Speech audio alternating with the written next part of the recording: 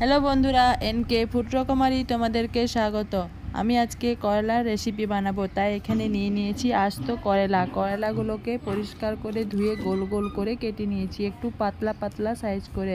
কাটারির সাহায্যে পাতলা পাতলা করে কেটে নিয়েছি। ঠিক এইরকম কাটারির সাহায্যে আমি পাতলা পাতলা করে কেটে নিয়েছি। তোমরা যেরকম কাটারি আছে সেরকম হয়ে কেটে নিতে পারো। এবার নিয়েছি এখানে আমি পেঁয়াজ, এই ছোট ছোট পেঁয়াজ নিয়েছি। এই পেঁয়াজগুলোকে মুখিগুলো কেটে একটু পাতলা পাতলা করে কেটে নিলাম। দেখো এরকমভাবেই কেটে নিলাম পেঁয়াজগুলোকে, করলাগুলোকে গোল গোল করে আর পেঁয়াজগুলোকে লম্বা লম্বা করে। এই সাইজের সব পেঁয়াজগুলোকে কেটে নিয়েছি। এবার সব পেঁয়াজগুলোকে হাত দিয়ে একটু কচলে নেব। কচলে নিলে পেঁয়াজগুলো একটা একটা পাট হয়ে ছেড়ে যাবে, তাই হাত দিয়ে একটু কচলে নিতে হবে।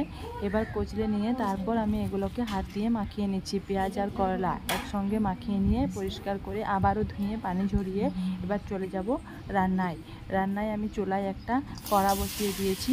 এবার এই কড়ার মধ্যে আমি করলাগুলোকে ঢেলে দিলাম। এবার একে একে সব মশলা দিয়ে করলাগুলোকে আমি মাখিয়ে নিচ্ছি। দেখে নাও কি মশলা দিচ্ছি। আমি এখানে আমাদের বাড়ির খাঁটি সরিষার তেল দিয়ে দিলাম, পরিমাণ মতো দিয়ে দিচ্ছি। এবার তারপর দিয়ে দেব শুকনো মশলার মধ্যে এখানে দিচ্ছি লঙ্কার গুঁড়ো, হলুদের গুঁড়ো আর জিরার গুঁড়ো, লবণ। সমস্ত শুকনো মশলা একসঙ্গে দিয়ে এবার ভালো করে মাখিয়ে নিতে হবে। এটাকে সেচেও রান্না করা যায়। তার সাথে দিয়ে দিলাম আমি কাঁচা লঙ্কা চেরাগুলোকে করলার মধ্যে দিয়ে ভালো করে মাখিয়ে নিই। এগুলোকে হাত দিয়েও মাখিয়ে নিতে পারো, কিন্তু হাত দিয়ে মাখাচ্ছি না কারণ একটু গরম হয়ে আছে, চুলায় বসিয়ে দিয়েছি আগেই। এটাকে আগে হাত দিয়ে মাখিয়ে চুলাতে চাপাতে পারো। আমি আগেই চুলাতে চাপিয়ে দিয়েছি, তাই একটু খুরচুনি দিয়ে মাখিয়ে নিচ্ছি। এবার এটার মধ্যে পরিমাণ মতো পানি দিয়ে দেবো, একটু উল্টে পাল্টে নিয়ে পরিমাণ মতো পানি দিয়ে দিচ্ছি। দেখো কতটা পানি দিচ্ছি। ঠিক এরকমভাবে পানিগুলোকে ঢেলে দিচ্ছি হল হল হল করে।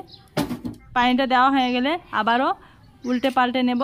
উল্টে পাল্টে মেখে নিয়ে একটু সুন্দর কালার চলে আসবে, ঠিক তখনই বুঝে নিতে হবে এটা মেখে নেওয়া হয়ে গেছে। এবার ফুটে আসা পর্যন্ত অপেক্ষা করতে হবে। ঠিক এরকমভাবেই আমি মেখে নিয়েছি, দেখে নাও। এরকমভাবে উল্টে পাল্টে ভালো করে মেখে নিতে হবে। এই দেখো মেখে নেওয়া হয়ে গেছে।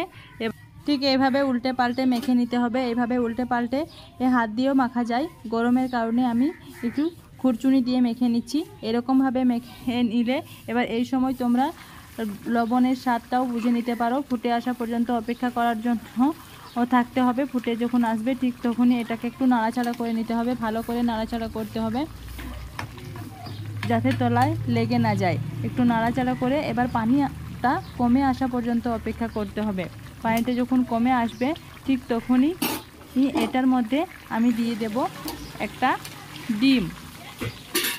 আর পানিটা দেখো কতটা কমেছে।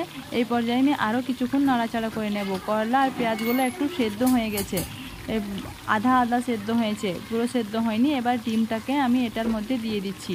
ডিমটা দেওয়া হয়ে গেলে এটাকে আমি নাড়াচাড়া করে নেব, কারণ ডিমটা দেওয়ার পর নাড়াচাড়া না করলে ডিমটা এক জায়গায় দলা পেকে যাবে। তাই ডিমটা দিয়েছি, ওই ডিমটাকে এক জায়গায় দলা পাকা যাতে না যায় সেই জন্য আমি ডিমটা দেওয়ার পরই নাড়াচাড়া করে নিলাম ভালো করে। এবার যখন তেলটা বুজবুজ করে উঠবে আর পানিটা পুরো শুকিয়ে যাবে ঠিক তখনই বুঝে নিতে হবে ডিম করলা রান্নার রেসিপি রেডি। ডিম করলা রান্না রেডি হয়ে যাবে। আমি আরও কিছুক্ষণ শুকিয়ে নেব। এই দেখো প্রায় হয়ে গেছে ডিম করলার রান্না। ডিম করলা রান্না বানানোর জন্য তো আমি যা যা উপকরণ নিয়েছি সেই উপকরণগুলো দিয়ে যদি ডিম করলা রান্না করা যায় তাহলে তার টেস্ট যেরকম আসবে তার স্বাদও সেরকম, কালার সুন্দর। এতটাই গরম আর ধোঁয়া উঠছে যে স্পষ্টভাবে দেখাও যাচ্ছে না। দেখো কত সুন্দর কালার আর কত সুন্দর দেখতে হয়েছে, আর তেলটা একদম বুজবুজ করে উঠছে। ঠিক এই পর্যায়ে আসবে তখনই এই করলা আর ডিম করলাটাকে নামিয়ে নিতে হবে। এবার গরম গরম ভাতে খেয়ে নাও ডিম করলা। যে করলা না খায় তারা এভাবে ডিম করলা বানালে তারাও খেতে খুব পছন্দ করবে। এরকমভাবে একবার হলেও তোমরা বানিও। টাটা বন্ধুরা।